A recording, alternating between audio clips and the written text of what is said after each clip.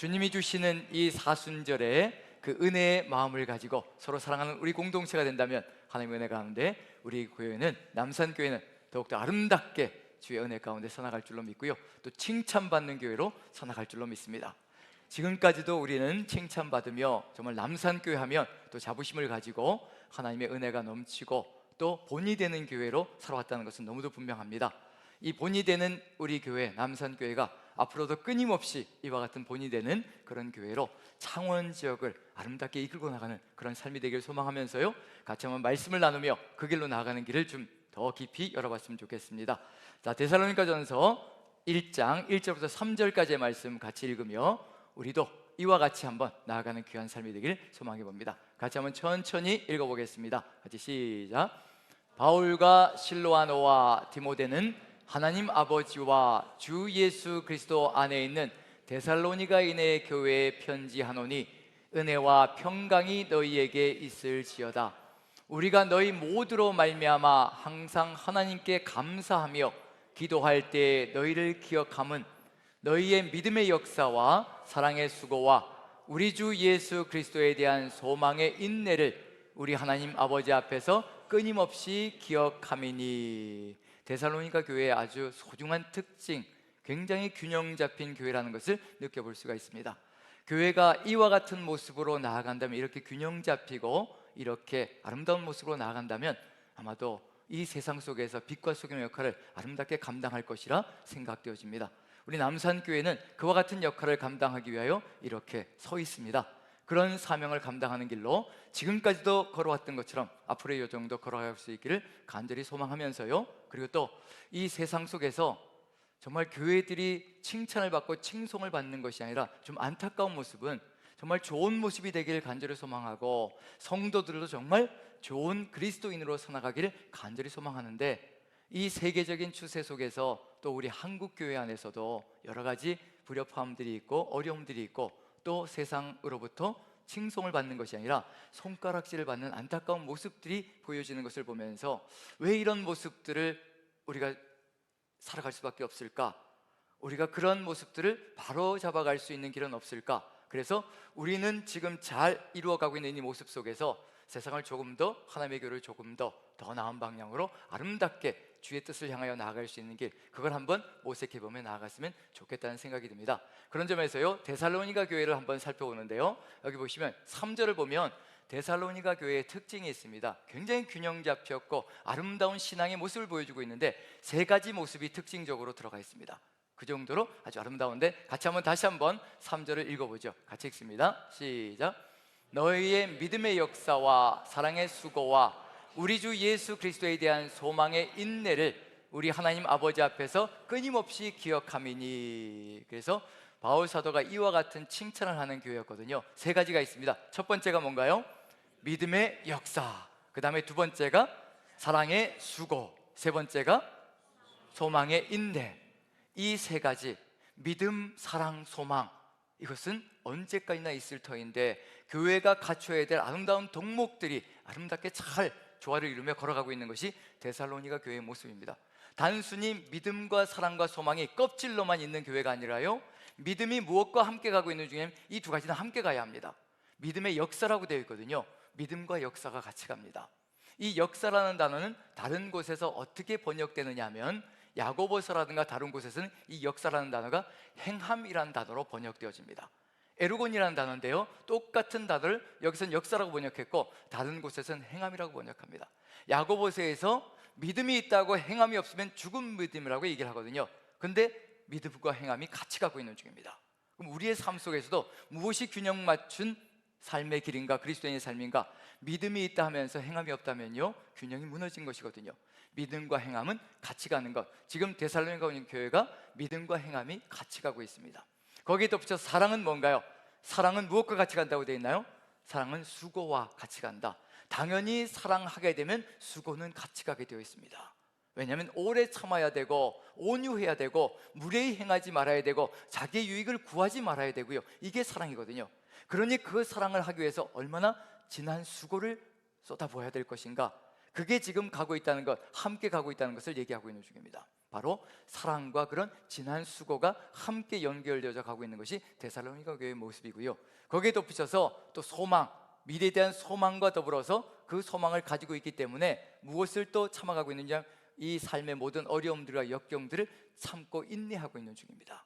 소망은 인내를 만들어내거든요. 왜냐하면 소망이 없으면, 희망이 없으면요, 그 자리에서 우리는 모든 것을 다 포기해버릴 수가 있거든요. 하지만 이 눈에 보이는 것이 끝이 아니라 하나님의 또 미래가 우리에게 주어져 있다는 것, 그것을 우리가 확신하고 믿기 때문에 소망의 인내를 가지고 살아갈 수가 있습니다.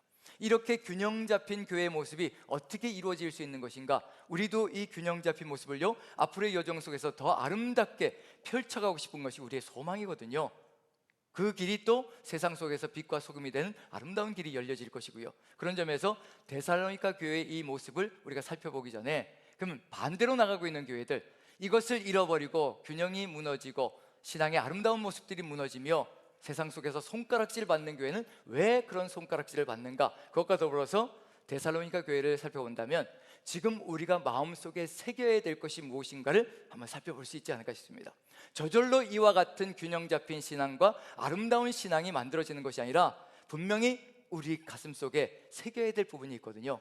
그걸 잃어버리는 순간에 모든 것이 무너질 수가 있고요, 또 그것을 마음속에 새길 때에 우리가 이것을 잊지 않고 끊임없이 이 길로 나아갈 수 있는 역사가 펼쳐질 수 있을 것이라는 것, 그런 점에서 한번 모든 것이 무너져 있는 그런 교회들을 한번 살펴보면서 나아갔으면 좋겠습니다. 두 교회를 한번 살펴볼 텐데요, 바울 서신서 속에서 바울이 서신을 보낸 교회들 속에서 가장 질책을 많이 받은 교회, 질책이 아주 그냥 쌓여있는 교회 한 교회가 있고요, 또 사도 요한이 7교회에 서신을 보냈는데 그 중에서 가장 질책을 많이 받은 교회, 질책 붙게 놓고요, 칭찬은 전혀 없고, 다른 교회들은 그래도 칭찬이 있고 야단을 맞는데 칭찬이 전혀 없고 질책만 받은 교회 한 교회가 있죠. 그 교회들의 특징을 살펴보면, 아, 교회는 이러한 일이 벌어질 때 쉽게 무너질 수 있는 것이 벌어지는구나, 한번 공통점을 살펴보면서요, 데살로니가 교회와 한번 비교해 보는 것이 필요하지 않을까 싶습니다. 자, 그렇다면 고린도 교회를 보는데, 고린도 교회, 바울이 서신을 보내서 가장 질책을 많이 받은 교회를 우리가 한번 살펴본다면 고린도 교회를 들 수 있을 겁니다. 그러면 이제 사도 요한이 7교회 보낸 서신에서 질책만 받은 교회는 또 어디일까요? 7교회 중에서 기억나시죠? 예, 맨 마지막에 7번째 라오디게아 교회, 예, 그렇죠? 고린도 교회와 라오디게아 교회, 한번 어떤 공통점이 있는지 한번 살펴봅니다. 먼저 고린도 교회를 한번 살펴보죠. 고린도 교회 4장 7절 8절과 16절을 보는데요, 7절 한번 읽어보죠. 7절 같이 읽습니다. 시작. 누가 너를 남달리 구별하였느냐? 내게 있는 것 중에 받지 아니한 것이 무엇이냐? 내가 받았은즉 어찌하여 받지 아니한 것 같이 자랑하느냐? 바울 사도가 고린도 교회 성도들에게 질책하는 투로 보냅니다. 어떻게 너희들은 모든 것을 다 받은 것인데, 복음도 받은 것이고 누리고 있는 모든 것을 다 받은 것인데 받지 않은 것처럼 큰소리치며 자랑하고 있느냐? 어쩌면 우리의 모습일 수도 있고요, 우리도 이런 길로 나아간다면 우리도 칭찬보다는 질책이, 세상 속에서 빛과 소금보다는 이렇게 어둠으로 나아갈 수 있는 안타까운 모습이 벌어질 수 있다는 얘기거든요. 고린도 교회가 지금 모든 것을 다 받았는데 누리고 있는 모든 것이 자기들이 잘나서 능력이 많아서 이렇게 되어진 줄로 오해하고 있는 중입니다. 그러다 보니까 어떤 일이 벌어지냐면요, 8절 같은 역사가 펼쳐집니다. 같이 한번 읽어보죠. 시작. 너희가 이미 배부르며 이미 풍성하며 우리 없이도 왕이 되었도다. 우리가 너희와 함께 왕노릇하기 위하여 참으로 너희가 왕이 되기를 원하노라. 진정한 왕은 가장 낮아져서 섬기는 것이 진정한 왕인데, 지금 고린도 교회 성도들은요, 이미 배가 불렀고 풍성해졌고, 그래서 이제 왕이 되어 있는 상태가 되어졌습니다. 왕이 되었다는 얘기는 무슨 얘기일까요? 자신들이 주권자가 되어 있는 겁니다. 분명히 성령께서 함께 하시면요, 예수 그리스도가 주와 그리스도가 되셨다는 것을 알려주시고 깨닫게 만들어 가시는 역사가 펼치는데, 그 성령의 역사를 버리고 성령을 소멸시켜 가고 있는 것이 바로 고린도 교회 성도들의 모습이라는 걸 보여주고 있는 중입니다. 배가 부르고 풍성하고 우리 없이도 왕이 되었다. 물질적인 풍요가 참 좋은 것이긴 하지만요, 신앙을 무너뜨릴 수 있다는 점에서 치명적일 수가 있습니다. 아굴의 잠언만 살펴봐도 나를 부하게도 마시고 가난하게도 마시고, 가난도 문제가 될 수 있고 부도 문제가 될 수가 있지만 부가 더 큰 문제가 될 수 있는 것이 아닌가라는 생각이 듭니다. 왜냐하면 부유할 때 하나님을 잊어버리는 역사가 펼쳐지거든요. 내가 잘나서 된 줄 알고 이 모든 것이 내 능력으로 이루어진 줄 알고 큰 소리치는 삶, 내가 왕이 되어버리는 거거든요. 그런 역사가 벌어지니까 이제 교회가 무너지기 시작합니다. 하나님의 뜻과는 전혀 다른 길로 가고 있는 것이 고린도 교회 모습 속에 그대로 보여주고 있는 중입니다. 그러면 이런 삶이 되니까 어떤 일이 벌어지는가? 고린도전서 1장에서 벌어지는 게 있죠. 고린도전서는 시작하자마자 이것부터 시작하고 있습니다. 분열상이 시작되고 있거든요. 최소한 네 파로 갈려져 있습니다. 바울파다, 아볼로파다, 게바파다, 그리스도파다, 이렇게 네 파로 갈라져서 서로 싸움박질을 하고 있는 중입니다. 내가 더 잘났다, 내가 더 낫다, 그런 싸움을 하고 있는 중이거든요. 자, 우리가 생각할 때 이런 생각을 해볼 수가 있습니다. 자, 바울파라고 하고 아볼로파라고 하고 게바파라고 하고 심지어는 그리스도 예수님을 따르는 파라고 하는데, 아니 바울을 따르는데 무슨 문제입니까? 아볼로를 따라가는데 무슨 문제입니까? 게바는 베드로잖아요. 베드로를 따라가는데, 베드로의 신앙을 따라가겠다고 하는데 무슨 문제입니까? 심지어는 예수님을 따라가겠다고 하는데 그게 무슨 문제가 됩니까? 이런 이야기를 할 수가 있거든요. 그런데 정말 바울을 따라가고 있고 아볼로를 따라가고 있고 게바를 따라가고 있다면요, 반드시 이루어져야 될 것이 있습니다. 바울도 게바도 아볼로도요, 예수 그리스도로부터 분리되어진 적이 없습니다. 예수 그리스도 안에 있으니 바울도 아볼로도 게바도 하나로 연합되어져서 믿음으로 같이 걸어가고 있거든요. 그런데 그 뒤를 따른다고 하는 사람은 분열을 이루어가기 시작합니다. 예수 그리스도를 따라간다고 하는데 교회가 이리저리 갈라지고 찢겨지는 역사가 펼쳐집니다. 교단별로 갈라지고 교회별로 갈라지고 교회별로 갈라지고 이런 일들이 벌어지고 있거든요. 그럼 내가 왕이 되어 있다는 겁니다. 바울을 따라가는 것이 아니라요, 바울이 마음에 드는 말을 할 때는 따라갈 것이로되 마음에 들지 않는 말을 할 때는 절대 따라가지 않고 바꿔버릴 겁니다. 자신이 원하는 길로 바꿔버리겠다는 얘기가 되는 거죠. 부유하고 풍성하고 모든 것이 넘쳐나며 자신이 왕이 되어서 살아갈 때 교회는 무너지기 시작한다는 것, 그것이 바로 이 상황 속에서 보여지고 있는 중입니다. 물질이 문제가 아니라 그 물질의 주인이 누가 되느냐에 따라서 모든 것이 달라질 수 있다는 게 되는 거죠. 고린도 교회 성도들의 모습 속에서 살펴볼 때 그 물질의 주인은 하나님이 아니라 바로 자기 자신, 왕이 된 자기 자신이라는 것을 보여주고 있다는 점에서 이와 같이 무너지고 있는 모습을 보여주고 있습니다. 바울이 그래서 이야기합니다. 16절 보시면요, 정말 나를 따라가고 있다면 이 길을 걸어가야 될 것이라. 같이 한번 읽어보죠. 16절 시작. 그러므로 내가 너희에게 권하노니 너희는 나를 본받는 자가 되라. 제발 나를 본받는 자가 되라. 나를 따른다고 하는 사람들도 진정으로 나를 따른다면 나의 삶을 본받아야 될 것이라. 내가 그리스도를 본받는 것처럼 너희는 나를 본받는 자가 되라. 그게 고린도전서 11장 1절에 주어진 말씀이거든요. 자신은 정말 예수 그리스도를 따라간다는 겁니다. 그래서 십자가의 길을 걸어가고 있고요, 그 십자가의 길을 마음으로 새기며 그 길을 그대로 묵묵히 걸어가고 있는 삶, 그리고 어떤 삶을 살아가고 있는 중인가? 고린도 성도들에게 비난을 받고 핍박을 받으며 박해를 받으며 비방을 받는 삶을 살아가며 만물의 찌꺼기같이 되었다라고 고백하는 것이 바로 바울 사도의 마음속에, 삶 속에, 고린도서 4장 속에 들어가 있습니다. 만물의 찌꺼기라는 얘기는 무슨 얘기일까요? 복음을 전하며 그들을 하나님께로 인도했는데도 불구하고 만물의 찌꺼기라는 얘기는 쓰레기 취급을 받는다는 얘기입니다. 자신이 복음을 전한 그 사람들에게서 쓰레기 취급을 받으며 살아가는 것이 바울 사도의 삶 속에 들어가 있습니다. 그럼에도 불구하고 뭐라고 얘기하냐면요, 이것을 이렇게 너희에게 얘기하는 것은 너희를 부끄럽게 하려고 하는 것이 아니라 내가 아버지같이 너희를 품고 다시 또 그리스도께로 인도하려고 하는 것이라. 그게 바울 사도의 마음이거든요. 그게 십자가를 가슴에 새긴 사람의 삶의 길이 될 겁니다. 성령께서 바울을 통하여서 이제 고린도 교회 성도들에게 바른 길로 나아갈 수 있도록 이끌고 나가는 모습이 바로 그와 같은 역사입니다. 들으면 살 것이로되 그렇지 않으면 무너질 것이라는 것을 알려주고 있는 중이거든요. 자, 라오디게아 교회로 한번 들어가 보죠. 라오디게아 교회로 계시록 한번 3장을 봅니다. 17절 한번 읽어보죠. 17절만 읽어봐도 공통점이 무엇인지를 알 수가 있습니다. 라오디게아 교회 같이 읽습니다. 시작. 내가 말하기를 나는 부자라 부요하여 부족한 것이 없다 하나 내 곤고한 것과 가련한 것과 가난한 것과 눈먼 것과 벌거벗은 것을 알지 못하는도다. 내가 너를 권하노니 내게서 불로 연단한 금을 사서 부요하게 하고 흰옷을 사서 입어 벌거벗은 수치를 보이지 않게 하고 안약을 사서 눈에 발라 보게 하라. 물은 내가 사랑하는 자를 책망하여 징계하노니 그러므로 내가 열심을 내라 회개하라. 시작부터 보여지는 게 있죠. 내가 말하기를 나는 부자라 부유하여 부족한 것이 없다라고 큰 소리치는 교회가 바로 라오디게아 교회였습니다. 고린도 교회와 공통점이 있죠. 뭐가 공통점이냐면 부족함이 없는 교회입니다. 삶이 풍족하여서요, 어느 곳에도 걸릴 것이 없는, 구애받을 것이 없는 모든 것이 풍성한 삶을 살아가고 있습니다. 이 풍성한 삶이 오히려 더 좋은 길로 이끌어가며 그것을 가지고 더 하나님의 뜻을 이루어가는 삶의 길을 열어가야 될 터인데, 오히려 그것이 무너지는 길로 걸어가며 오히려 풍성한 것을 자랑하며 오히려 야단 맞는 길로 가고 있다는 것, 이것이 안타까운 모습을 보여주고 있다는 얘기거든요. 이런 삶의 여정 속에서 정말 말 그대로 하나님께서 주시는 말씀이 있죠. 이 길에서 벗어날 수 있는 길이 어디 있을 것인가? 교회들마다 주시는 말씀이 있죠. 귀 있는 자는 성령이 교회들에게 하시는 말씀을 들을지어다.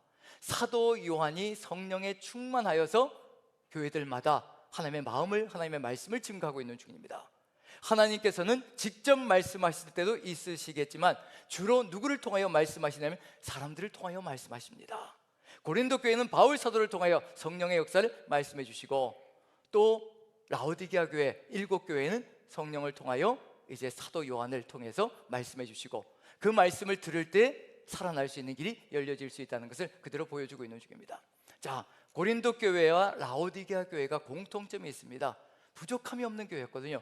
풍성함이 가득 들어차 있습니다. 그런데 이 부족함이 없는 것, 풍성함이 청지기의 사명을 감당하는 그런 역할이 아니라 자신의 것이라고, 내가 이 모든 것을 누려야 될 것이라고 큰소리치며 나아가고 있는 그 모습이 결국은 교회를 무너뜨리고 있으며, 그리고 질책을 받는 교회로 나아가게 만들어가고 있다는 것을 우리가 본다면, 이러한 삶들을 어떻게 우리가 지켜나갈 수 있을 것인가?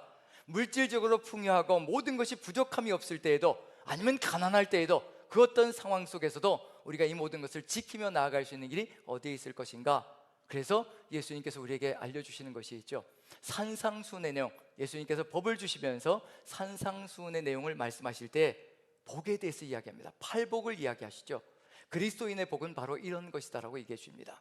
그 복이 어떤 복인가? 시작과 끝을 보면요, 천국이다라고 되어 있습니다. 시작에도 천국이고 끝에도 천국입니다.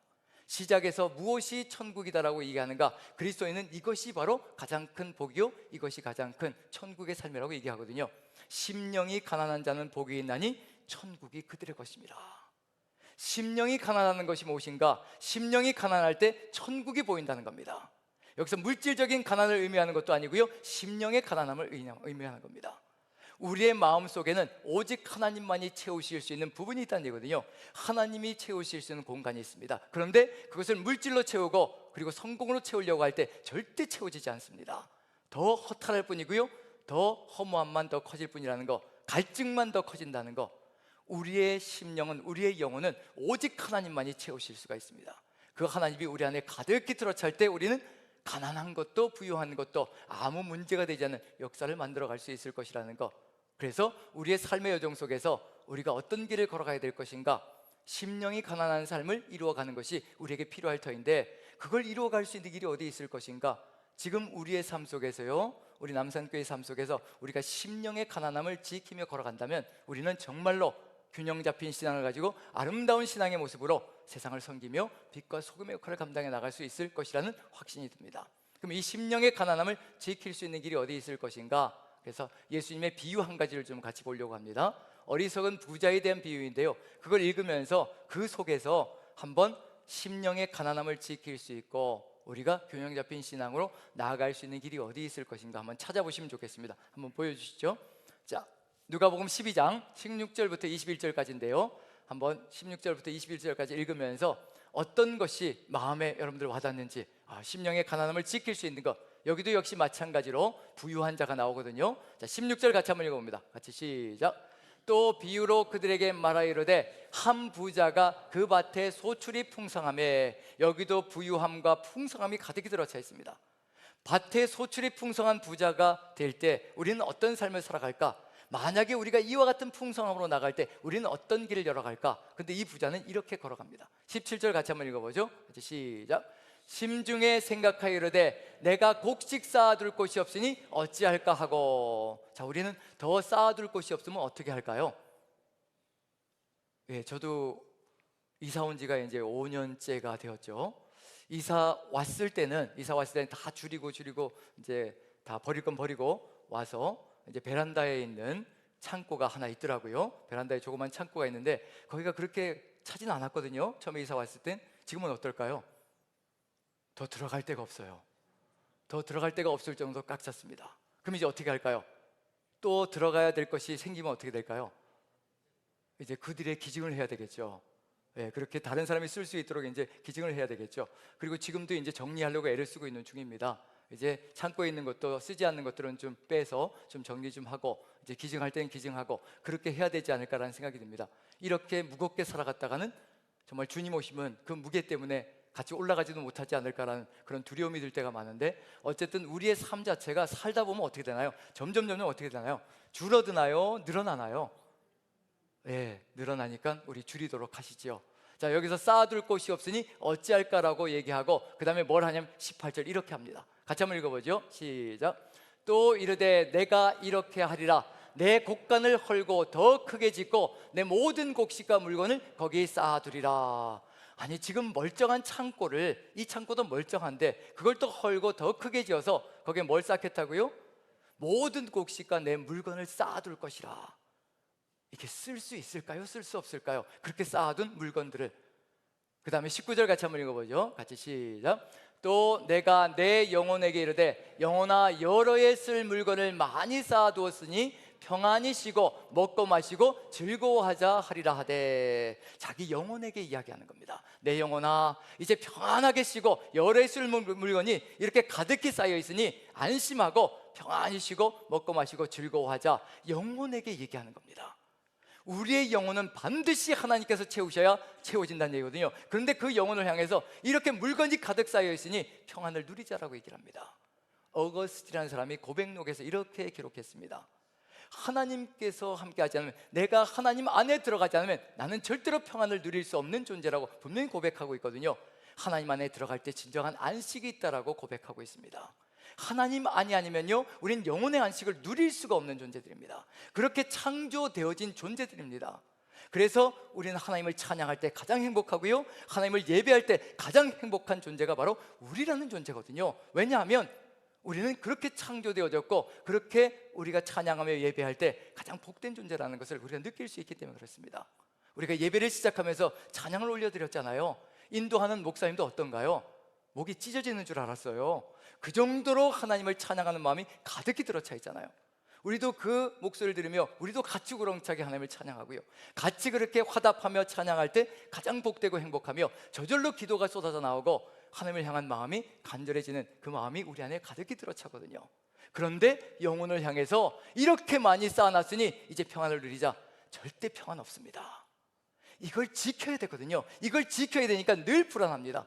이게 사라지면 어떡하나, 이게 없으면 나는 어떻게 사나. 그 불안감 때문에요, 견딜 수 없는 것이 물건을 믿고 살아가는 삶의 여정입니다. 물질을 믿고 살아가는 삶의 마음 자세거든요.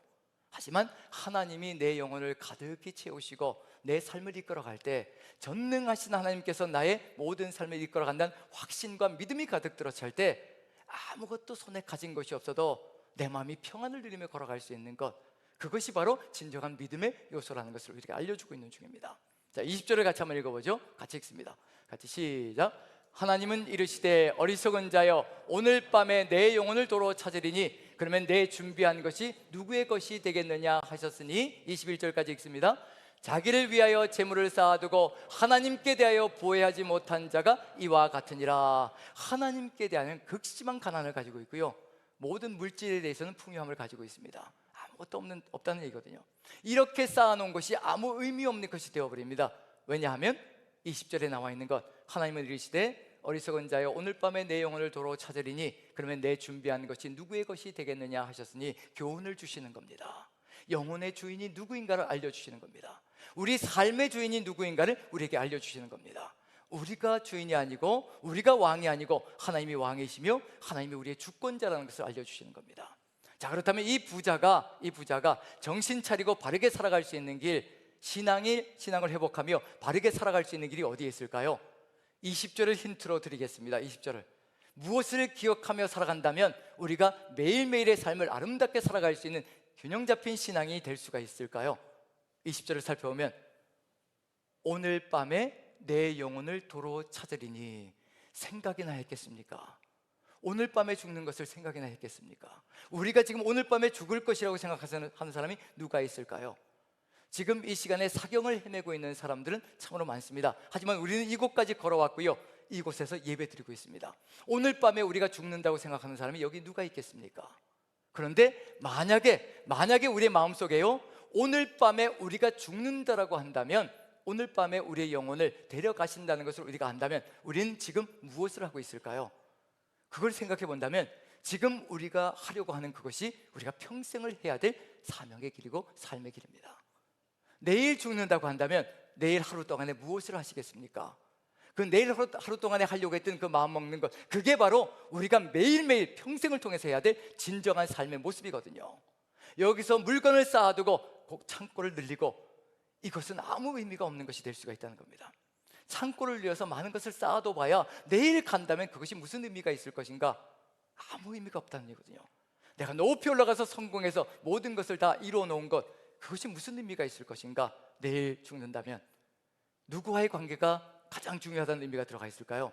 하나님과의 관계가 가장 소중한 것이라는 것을 깨닫게 됩니다. 왜냐하면 우리는 하나님 앞에 설 것이라는 얘기거든요. 오늘 밤에 내가 너를 데려간다면 내가 어떻게 할 것이냐라고 얘기할 때 우리는 지금 마음속에 어떤 생각이 들어오는지, 나는 오늘 밤에 아니면 내일 밤에 하나님께로 간다면 나는 지금 무엇을 하기 시작할 것인가? 그게 바로 우리가 정직하게 해야 될 삶의 길이고 사명의 길이라는 걸 깨닫는다면요, 우리는 지금 정말 그 길을 걸어가고 있는 것인지 그것을 한번 살펴볼 수가 있겠죠. 자, 그런 점에서 지금 이러한 삶의 여정 속에서 정말 생사가 눈앞에 있다면 우리는 어떤 길을 걸어갈 것인가? 한 가지 좀 간증과 고백을 통해서, 한 자매의 간증과 고백을 통해서 한번 나눠봤으면 좋겠습니다. 오늘 시간에 만나라는 제목은 바로 그 자매님과의 대화를 통해서 나누었던 얘기 속에, 그 자매님의 고백 속에 나왔던 이야기입니다. 시간도 자기의 것이 아니라는 것을 깨닫게 되면서 모든 것이 달라지기 시작했다는 고백을 들으면서 저도 한번 그런 생각으로 나아가는 시간이 되었던 것 같습니다. 좀 더 하나님 앞에 진솔하게 서는 시간이 되었다는 그런 느낌이 듭니다. 우리 얼마 전이죠. 바로 며칠 전인지 한 두어 주 정도 된 것 같은데, 갑작스럽게 난소암으로 진단을 받은 자매가 있죠.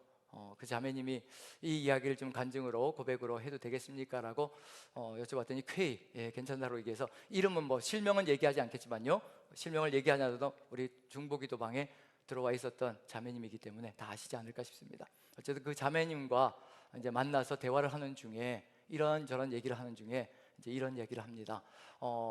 갑자기 난소암 진단을 받고요, 배 통증이 와가지고 전혀 그런 증상이 없다가 갑자기 통증이 와서 이제 병원에 가서 진단을 받았는데 난소암이라는 진단을 받고, 난소암은 굉장히 전이가 빠르다고 합니다. 그래서 신속하게 수술하는 것이 가장 좋은 것이라고 얘기를 해서 이제 일산에 있는 국립암센터 거기에 이제 연결이 되어져서 신속하게 또 스케줄이 잡혀서, 감사하게도요, 이렇게 빨리 잡힐 수가 없는데 그렇게 신속하게 잡혔다고 합니다.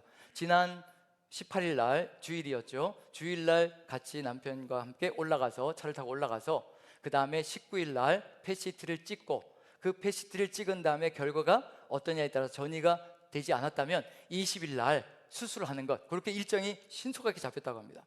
그래서 고백하기를, 하나님께 감사하기를, 하나님께서 이렇게 전이가 빠른 암이라는 걸 또 아시고 신속하게 이렇게 스케줄을 잡아주셔서 이렇게 여호와 이래로 하나님께서 나를 사랑해 주시는구나, 그 고백을 하면서 감사한 마음으로 있었는데 어떤 일이 벌어졌나요? 20일 날이 수술 날짜였거든요. 20일 날 전공이 파업이 들어갔습니다. 그래서 모든 수술 스케줄이 다 취소가 되었습니다. 그리고 이 스케줄도 취소가 되었고요, 본인 생각에는 정말 하나님께서 신속하게 이루어 주시기 위해서 모든 스케줄을 다 잡아주셨다라고 고백하고 있었는데 갑자기 연락이 온 거예요. 수술 스케줄이 취소가 되었다고, 언제가 될지 모르겠다고. 그러면서 이제 처음에는 암담한 마음이 들기 시작하다가 그 다음엔 점점 하나님을 향한 신뢰가 생기기 시작하더라는 겁니다. 전에는 이런 사회적인 이슈가 자기와는 전혀 관계없는 줄로 알았다는 거예요. 그런데 깨닫기 시작한 게 뭐냐면요, 이런 사회적인 이슈들까지도 사용해서 자기를 하나님께로 이끌어 가려고 하는 하나님의 놀라운 역사를 깨닫기 시작했다는 겁니다. 그 상황까지도 하나님께서 만드셨다는 거, 어떻게 그렇게 절묘하게 시간을 그렇게 맞춰갈 수가 있을까? 우연이 아니라는 것을 깨달았다는 거죠. 그러면서 하나님께서 자신을 하나님께로 더 깊이 인도하시고 이끌어 가시려고 이와 같이 하나님께서 시간도 조정해 주시면서 하나님만 바라보게 만들어 가시는 역사가 있다는 것을 깨달으며 하나님을 향한 신뢰가 더 깊어졌다고 얘기합니다. 그리고는 어떤 말을 하냐면요, 자기가 강아지같이 목줄이 있는 강아지인데 제 마음대로 막 이렇게 돌아다니다가 주인이 탁 당겼을 때 주님 품으로 푹 들어오는 그런 느낌을 받았다고 얘기합니다. 그 전까지는 내 마음대로 원하는 대로 이렇게 이제 산 것처럼 느껴졌다는 거예요. 물론 신앙생활도 잘 하긴 했지만 그럼에도 불구하고 그 안에 하나님을 향한 진정한 신뢰보다는 나 자신을 의지하며 살았던 것이 더 많았다라고 고백을 합니다. 그런데 하나님께서 탁 당기시는데 그 품에 들어오는데 그 품이 정말 아늑하고 신뢰가 되고 믿음이 들어가며 하나님만 바라보는 그런 믿음으로 나아가는 역사가 펼쳐지게 되라고 얘기하며 무슨 얘기를 하느냐면요, 이젠 하루 이틀을 내다볼 수 없는, 하루 이틀 내일을 기약할 수 없는 삶이 바로 자신의 삶이라는 것을 깨달았다는 겁니다. 그리고선 30년 40년 뒤를 위해서 준비했던 자신의 삶이 얼마나 어리석었던가를 깨닫고 이제는 매일매일의 삶이 바로 하나님께서 허락한 시간이라는 걸 깨닫고 시간의 만나라는 것을 깨달았다는 얘기예요. 시간의 만나는 뭐냐면 양식만 만나가 있고 일용할 양식을 주시는 것이 아니라 시간도 하나님께서 하루하루 우리에게 허락하시는 것을 우리가 살아가는 존재라는 것, 하나님이 허락지 않으면 살아갈 수가 없고 하나님께서 허락하셔야만 우리가 매일매일의 삶도 살아갈 수 있는 존재라는 것, 그래서 시간의 만나를 하나님께서 허락하셔서 살아가는 것이 우리 인생이라는 것을 깨달았다는 겁니다. 그리고 하나님의 품 안에서 하나님이 얼마나 귀중하고 정말 은혜로운 존재인가를 깨달아가면서 무엇을 깨달았다고 고백하느냐면요, 자기 자신이 그전까지는 친구들에게 이런 이야기를 들었다는 겁니다. 그리스도인인데 친구들이 이런 이야기를 했다는 거예요. 너는 그리스도인인데도 교회 가자는 얘기를 안 해서 참 좋다, 그런 칭찬을 받았다고 얘기합니다. 우리도 그럴 때가 많죠. 그래서 본인 생각에는 신사적으로 그리고 예의 바르게 행동하며 뭐라고 생각했다고 얘기하느냐면요, 내가 그리스도인으로서 반듯하게 본을 보이는 것이 가장 최고의 전도이지 입술을 열어서 누군가에게 귀찮게 하고 힘들게 하는 것이 전도의 방법이 아니다라고 생각하며 본을 보면 되는 것이라고 생각하며 살아왔는데, 찬찬히 자신의 삶을 다시 한번 돌아보았더니 정말 그리스도인다운 본을 보이며 살아왔는가, 그게 부끄럽게 느껴지다는 겁니다. 그러면서 느껴지는 것이 자신이 그동안 살아왔던 것, 그동안 겪어왔던 것, 정말 처음에 믿음을 시작할 때는 가족들을 바라보고 친지들에게 복음을 증거하려고 애를 썼던 삶이었는데 어느 순간부터 그게 멈추어지고 자족하는 삶이 되고 풍성함 속에 그냥 젖어들면서 그런 선교라는 것까지 다 잊어버리고 살았던 삶이었다고 얘기하며, 이제 하나님께서 다시 회복시켜주는 이 삶 속에서 친지들이 생각이 나고 이제 친지들에게도 복음을 증거해야 되겠다는 그런 마음이 들어가기 시작하면서 하나님의 뜻이 무엇인지를 더 깊이 있게 보게 되었다라고 이야기를 합니다. 하나님께서 살려주시는 그 역사 속에서 하나님께서 함께 하시는 그 삶의 여정을 다시 회복하며 깨달아지는 게 무엇이라고 얘기하냐면요, 하나님께서 기뻐하시는 것이 무엇인가를 다시 한 번 더 돌아보게 되며 그것으로 나아가는 역사를 느끼게 되었다라고 이야기를 합니다. 바로 그러면서 이제 그 뜻을 따라가는 것이 자신의 삶이 되어야 될 것이라고 고백하는 그 모습을 보면서 바울 사도의 이야기, 시간에 만나는 역시 바울 사도도 동일하게 걸어간 삶이라고 생각되어집니다. 늘 주님이 오실 날을 기약하면서 기대하면서 살아갔던 것이 바울의 삶이라는 점에서 데살로니가 전서에서 데살로니가 전서를 써보내면서요, 바울 사도가 데살로니가 교회에 간절히 바라고 있는 것이 무엇이고 이루고자 하는 것이 무엇인가, 그걸 살펴본다면요, 바로 데살로니가를 이와 같은 교회로 계속해서 세워가기를 원한다는 것. 첫 번째 나왔던 게 뭐였던가요? 데살로니가 교회는 세 가지가 든든하게 서 있는 교회였습니다. 첫 번째가 믿음의 역사가 서 있었고요, 사랑의 수고가 서 있었고요, 그 다음에 소망의 인대가 서 있었던 교회입니다. 그런데도 불구하고 바울 사도는 주님 오실 때까지 데살로니가 교회를 이 믿음에서 벗어나지 않게 하려는 간절한 소망을 가지고 있습니다. 그래서 이 소망을 표출시키는데 바울이 가지고 있는 간절한 소망은 무엇으로 인해서 가능해지는 것인가, 그 내용이 바로 바울의 이야기 속에 들어가 있습니다. 한번 살펴보죠. 데살로니가 전서 3장을 봅니다. 3장 10절 같이 한번 읽어보죠. 3장 10절, 바울의 간절한 소망, 데살로니가 교회를 향한. 우리도 이와 같은 소망을 가지고 나아간다면 아마 우리 교회도 균형 잡힌 교회로, 아름다운 교회로 살아가지 않을까 기대가 됩니다. 자, 10절 같이 한번 읽어보죠. 시작. 주야로 심히 간구함은 너희 얼굴을 보고 너희 믿음이 부족한 것을 보충하게 하려 함이라. 여기서 바울 사도가 간절하게 가지고 있는 것, 주야로 심히 간구한다라고 되어 있습니다. 누구를 향해서요?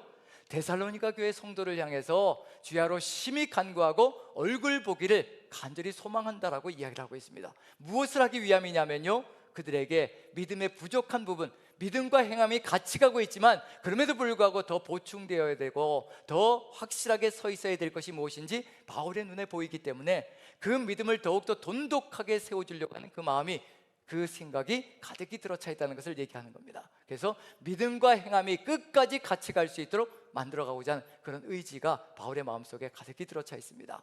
11절 한번 읽어보죠. 이와 같은 마음까지 같이 시작. 하나님 우리 아버지와 우리 주 예수는 우리 길을 너희에게로 갈 수 있게 하시오며 제발 나의 발걸음이 거기로 가게 만들어서 이와 같은 길이 열리기를 간절히 소망한다라고 고백하는 것이 바울의 마음속에 들어가 있습니다. 그럼 당연히 믿음의 행함이 연결되어지면 그 다음에 또 뭐가 서나가야 될 것인가? 사랑의 수고가 더 깊어지게 만들어가는 거겠죠. 그래서 12절 같이 한번 읽어봅니다. 같이 시작. 또 주께서 우리가 너희를 사랑함과 같이 너희도 피차간과 모든 사람에 대한 사랑이 더욱 많아 넘치게 하사. 무엇도 더 넘치게 하기를 소망하느냐면요, 사랑의 수고도 더욱더 넘치게. 우리가 사랑의 수고를 하는 이유는 바로 데살로니가 교회 성도들도 모든 사람을 향한, 주변에 믿지 않는 사람들까지도 포함시켜서 그들에게도 이 사랑을 전하고자 하는 그 수고를 멈추지 않게 하고자 하는 그런 열망이 가득 들어차 있다는 것을 얘기하고 있는 중입니다. 그럼 당연히 뭐가 돼야 될까요? 믿음의 행함과 사랑의 수고와 그 다음에 뭐가 넘어와야 될까요? 이제 소망의 인내. 그 소망이 무엇인가? 어디에 소망을 두고 있는 중인가? 13절 같이 한번 읽어보죠. 같이 읽습니다. 시작. 너희 마음을 굳건하게 하시고 우리 주 예수께서 그의 모든 성도와 함께 강림하실 때 하나님 우리 아버지 앞에서 거룩함에 흠이 없게 하시기를 원하노라. 소망이 있습니다. 바울에게는요. 어떤 소망이냐면요, 예수님께서 반드시 강림하신다는 겁니다. 재림하신다는 겁니다. 언제일지는 아무도 모르겠지만 분명히 예수님께서는 강림하신다는 겁니다. 오늘 밤이 될지 내일 밤이 될지 내일 낮이 될지 아무도 알 수 없다는 얘기거든요. 그 예수 그리스도께서 강림하실 때 그 소망을 가지고 있는데, 그때 데살로니가 교회 성도들이 거룩하고 흠이 없는 존재들이 되어서 하나님 앞에 든든하게 서 있기를 간절히 소망하는 마음이 가득하다는 것.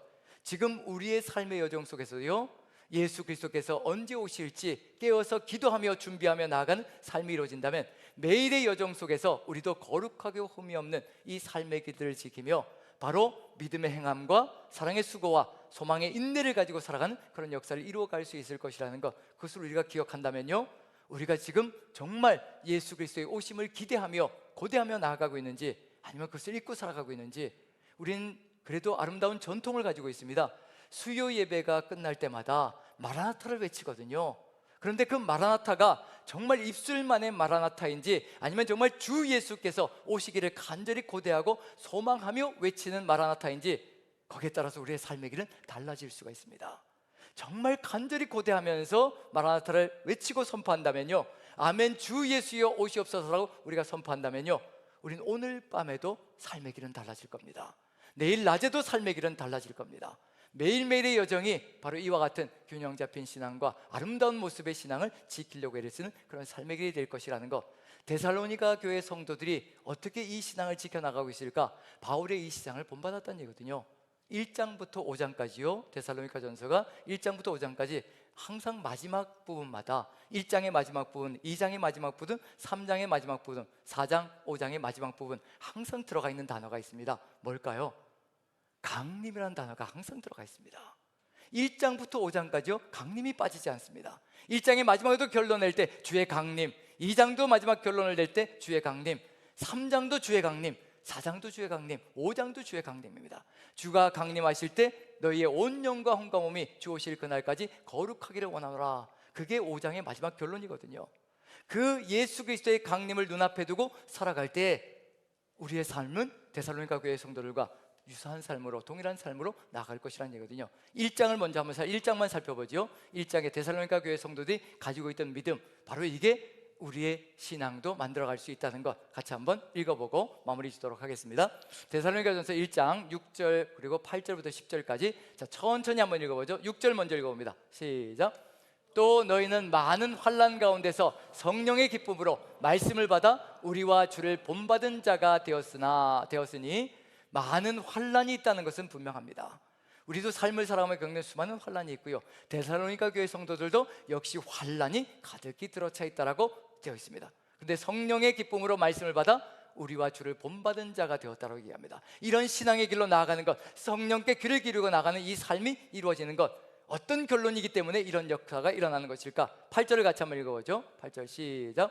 주의 말씀이 너희에게로부터 마게도냐와 아가야에만 들릴 뿐 아니라 하나님을 향하는 너희 믿음의 소문이 각처에 퍼졌으므로 우리는 아무 말도 할 것이 없노라. 믿음의 행함과 사랑의 수고와 소망의 인내가 가득히 들어차서 온 동네에 퍼질 뿐만 아니라요, 아가야와 마게도냐 온 지역에 퍼졌다고 얘기합니다. 마게도냐와 아가야 지역이라는 얘기 뭐냐면요, 그리스 지역 전체를 얘기하는 겁니다. 그 전체 지역에 이 데살로니가 교회의 믿음의 소문이 퍼졌다고 얘기를 합니다. 이 균형 잡힌 신앙, 이것이 어떻게 가능할 것인가? 9절도 한번 읽어보죠. 9절 같이 시작. 그들이 우리에 대하여 스스로 말하기를 우리가 어떻게 너희 가운데에 들어갔는지와 너희가 어떻게 우상을 버리고 하나님께로 돌아와서 살아계시고 참되신 하나님을 섬기는지와, 이렇게 우상도 다 버리고 오직 하나님께로 돌아왔습니다. 어떤 신앙이 바탕이 되어져 있을까? 이 신앙이 바탕이 되어져 있습니다. 10절입니다. 같이 한번 읽어봅니다. 시작. 또 죽은 자들 가운데서 다시 살리신 그의 아들이 하늘로부터 강림하실 것을 너희가 어떻게 기다리는지를 말하니 이는 장래의 노하심에서 우리를 건지시는 예수시니라. 주의 강림하심을 너희가 어떻게 기다리고 있는지 내가 안다는 겁니다. 주변 사람들도 다 안다는 겁니다. 정말 간절하게 주의 강림을 기다리며 주의 강림이 반드시 있다는 것, 그것을 마음에 새기며 살아가는 삶의 모습이 데살로니가 교회 성도들의 삶의 모습입니다. 주님이 오신다는 것, 주님께서 다 보시고 아신다는 것, 그것을 우리가 믿고 확신할 때요, 우리는 삶을 다르게 가져갈 수가 있습니다. 입술의 말 한마디도요 절대로 가벼이 여기지 않고 오직 하나님의 뜻을 따라 행하려고 하는 그 삶이 이루어질 겁니다. 행동 하나하나도요 절대로 소홀함이 없이 이루어가는 삶이 이루어질 겁니다. 우리 주님이 다 보시거든요. 그리고 하나라도 허리라도 갚지 못하면 절대로 그곳에서 나오지 못할 것이라, 너희가 무익한 말 한 가지라도 다 하나님 앞에서 토설하지 않을 것이 없을 것이라. 우리 입술에서 나가는 말들, 우리가 행동하는 것들, 그리고 우리의 표정 하나까지도 어쩌면 누군가에게 상처를 줄 수 있고 누군가에게 기쁨을 줄 수 있는 것이 우리의 삶이거든요. 지금 주의 오심이 우리 눈앞에 펼쳐져 있다면 매일매일의 삶의 여정 속에서 오늘 오실 거야, 내일 오실 거야, 또 내일 아침이 되면 오늘 저녁에 오실 거야, 그 다음날이 되면 또 오늘 저녁에 오실 거야, 그 믿음과 그 신앙을 가지고 살아간다면 우리는 하루하루를 정말 최선을 다하여 주와 함께 살아가는 역사가 펼쳐질 것이라는 것. 데살로니가 교회 성도만 믿음의 행함과 사랑의 수고와 그리고 소망의 인내가 있는 교회가 아니라 우리도 이와 같이 주의 강림을 기대하며 나아가는 그런 삶을 살아간다면요, 우리도 역시 동일한 믿음을 가지고 주의 뜻을 이루며 매일매일의 삶의 여정 속에서 또 하나님께 칭찬받고 또 주변 사람들에게, 세상 사람들에게도 칭찬받는 교회가 될 것이라고 확신하면서요, 우리 남산교회 성도님들, 우리 모두가 한마음 되어서 이와 같은 길로 주의 강림을 기대하며 매일매일의 삶을 믿음의 행함과 사랑의 수고와 그리고 소망의 인내를 잃지 않고 오직 주와 함께 동행하는 삶이 되시기를 간절히 축원드립니다. 우리 같이 한번 180장 하나님의 나팔 소리 같이 찬양드리며 우리 함께 기도했으면 좋겠습니다. 180장입니다. 하나님의 나팔 소리. 우리 박수 치면서 찬양드립니다. 하나님의 나팔 소리 전지진동할 때에 예수 영광 중에 구름 타시고 천사들을 세계 만국 모든 곳에 보내어 구원받은 성도들을 모으리. 아멘. 나팔 불 때 나의 이름, 나팔 불 때 나의 이름, 나팔 불 때 나의 이름, 부를 때에 잔치 참여하겠네. 무덤 속에 잠자는 자 그때 다시 일어나 영화로운 부활 승리 얻으리. 주가 택한 모든 성도 구름 타고 올라가 공중에서 주의 얼굴 배우리. 나팔 불 때 나의 이름, 나팔 불 때 나의 이름, 나팔 불 때 나의 이름, 부를 때에 잔치 참여하겠네. 주님 다시 오실 날을 우리 알 수 없으니 항상 기도하고 깨어 있어서 기쁨으로 보좌 앞에 우리 나가서도록 그때까지 참고 기다리겠네. 아멘. 나팔 불 때 나의 이름 나팔 불 때 나의 이름 나팔 불 때 나의 이름 부를 때에 우리 3절만 찬양합니다. 주님 다시 오실 날을 주님 다시 오실 날을 우리 알 수 없으니 항상 기도하고 깨어 있어서 아멘. 기쁨으로 보좌 앞에 우리 나가서도록 그때까지 참고 기다리겠네. 나팔 불 때 나팔 불 때 나의 이름 나팔 불 때 나의 이름 나팔 불 때 나의 이름 부를 때에 잔시 참여하겠네. 우리 같이 한번 한 목소리로 기도했으면 좋겠습니다. 주님 언제 나팔 부실지 천사장의 호령 소리가 언제 들릴지 우리는 알 수 없지만 하지만 주님께서 언제든지 오실 때 우리는 준비될 수 있는 사람들 되게 하여 주시옵소서. 믿음의 행함과 사랑의 수고와 소망의 인내가 우리 매일매일의 삶 속에서 오직 주의 강림을 기다리며 준비되고 예비되는 삶이 되게 도와주옵소서. 그리하여 빛과 소금의 역할을 우리의 삶의 여정을 통하여서 이루어가게 도와주시옵소서. 다 같이 한 목소리로 기도합니다. 기도하겠습니다. 사랑의 하나님, 우리 하나님께서 함께하여 주셔서 우리 매일의 삶의 여정 속에서 아버지 우리가 주의 뜻을 받들며 나아가는 귀한 그 길을 걸어갈 수 있게 도와주옵소서. 이 믿음의 여정을 걸어가며 아버지 우리께서 우리 주님께서 함께하시는 그 삶의 길들 우리에게 보여주시는 그 길들 주님께서 언제 오실지 우리는 알 수 없지만 매일매일이 예비되고 준비되는 삶이 되게 도와주옵소서. 매일의 여정이 오직 주와 함께 주님의 오심을 준비하며 주님과 함께 동행하는 귀한 삶이 될 수 있도록 매일의 여정을 지켜주시고 인도하여 주옵소서. 아버지 우리가 빛과 소금의 역할을 잘 감당할 수 있게 도와주옵소서. 오직 주 예수 그리스도의 그 은혜로 우리의 이 삶을 온전히 준비해 나가는 삶이 될 수 있게 오직 주께서 함께하여 주옵소서. 주님 오실 그날을 기대하며 예비하며 나아가는 믿음의 용사들로서 나갈 수 있게 주께서 함께하여 주시옵소서. 아버지 역사하여 주옵소서. 아멘. 우리 같이 한번 한 가지 더 기도했으면 좋겠습니다. 불의의 질병으로 말미암아 고통 가운데 거하고 있는 형제 자매들이 있습니다. 그 자매들, 그 환우 형제 자매들 주님께서 함께하여 주셔서 정말 위로하여 주시고 안위하여 주시며 평강으로 인도하여 주시고 치유와 회복의 역사로 인도하여 주셔서 오직 삶의 여정 속에 주만 신뢰하며 나아가는 평생의 삶이 되게 도와주옵소서. 오직 주께서 치유하시는 역사로 회복의 역사 있게 도와주옵소서. 모든 질병이 깨끗하게 나음받는 귀한 역사 가득 차게 도와주시옵소서. 다 같이 한 목소리로 기도합니다. 기도하겠습니다. 사랑의 하나님, 우리 하나님께서 함께하여 주셔서 아버지 질병 가운데 아버지 불의 질병 가운데 아버지 고통 가운데 취해 있는 우리 아버지 귀한 형제자매들 주께서 함께하여 주시옵소서. 오직 주 예수 그리스도의 그 은혜로 오직 함께하여 주시어 아버지 취하는 역사가 가득 차는 삶이 되게 도와주옵소서.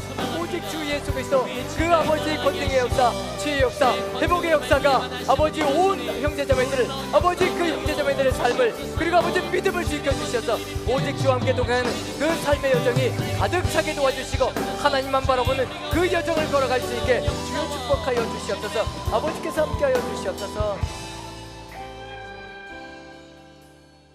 사랑의 하나님, 우리 주님께서 우리에게 지혜 주시고 명철을 더하여 주셔서 아버지 주님 오실 날을 우리가 예비하며 기대하며 나가는 삶이 되게 도와주옵소서. 매일의 여정 속에서 아버지 우리가 넉넉고 살아갈 때가 참으로 많습니다. 오직 주님 오실 날을 우리가 기대하며 또 언제 오실지 모르는 그 주님을 바라보며 깨어있어 기도하며 하나님의 뜻을 받들어 나가는 그 사명의 길을 아름답게 걸어갈 수 있게 도와주옵소서. 두려움이 아니라 기대를 가지고 오직 주께서 바라보시는 그 놀라운 역사, 지금도 함께 하시며 또 이끌어 가시며 예비하시고 준비하시는 그 역사를 우리가 기뻐하며 나아가는 그 삶의 길을 열어갈 수 있도록 주께서 함께 하시고 인도하여 주옵소서. 주님 오실 때 아버지 우리를 바라보시며 잘하였도다 착하고 충성된 종아, 그 칭찬을 받는 우리 모두가 될 수 있게 주께서 역사하시고 인도하여 주시옵소서. 아버지 또한 원하옵기는 아버지 우리 형제 자매 환우들 우리 주님께서 지켜주시고 인도하여 주옵소서. 오직 주의 역사는 치유의 기적은 우리 주님 손에 있사오니 전능하신 하나님께서 붙들어 주시고 인도하여 주시어 아버지 모든 질병 하나하나가 주의 손길 가운데서 치유되고 회복되게 도와주옵소서. 그래 모든 형제자매들이 주만 바라보며 평생의 여정 주를 기대하며 살아가는 귀한 삶이 될 수 있도록 주께서 역사하시고 인도하여 주시옵소서. 주께서 이 모든 기도를 이루어 가시고 인도해 가실 줄로 믿고 우리 구주 예수 그리스도 귀하신 이름 받들어 기도합나이다. 아멘. 아멘. 아멘. 우리 다 같이 일어나셔서 우리 같이 한번 선포하는 시간을 갖습니다. 주님 오실 때까지 우리가 예배하며 준비하며 주와 함께 동행하기를 간절히 소망합니다. 다 같이 선포합니다. 시작. 아멘. 주 예수여 오시옵소서. 마라나타. 아멘.